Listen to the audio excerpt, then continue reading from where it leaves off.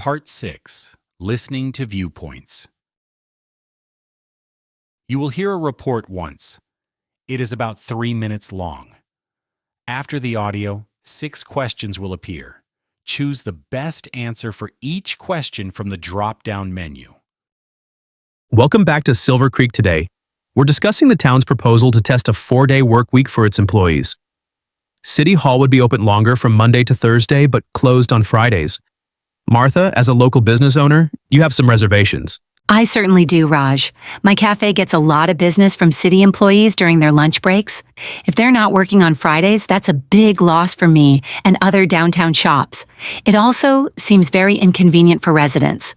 What if someone needs a parking permit or a business license on a Friday? They have to wait a whole weekend. It feels impractical. David, you're a city employee. What's your perspective?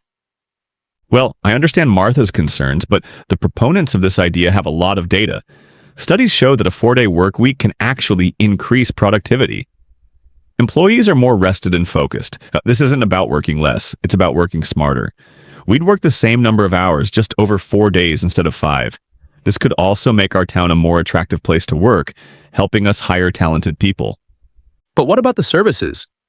You can't just shut down City Hall on a Friday. People rely on those services being available 5 days a week. It's what we pay taxes for.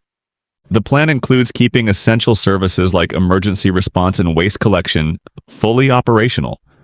For office-based services, the extended hours from Monday to Thursday would mean people have more time to come in before or after their own work hours. It's an adjustment for sure.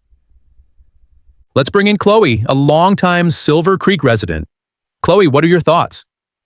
I see both sides. As a parent, having a 3-day weekend sounds amazing for family time. I can see how it would improve work-life balance for city workers. But I share Martha's concern about access to services. And what about things like childcare? If a city employee has Friday off but their child's school is still open, does that create new problems? We need to think about the wider impact on the community.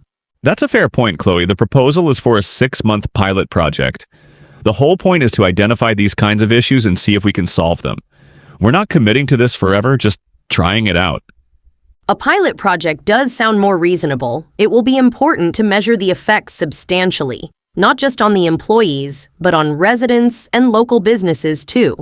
We need to see real data from our own town before making a permanent change.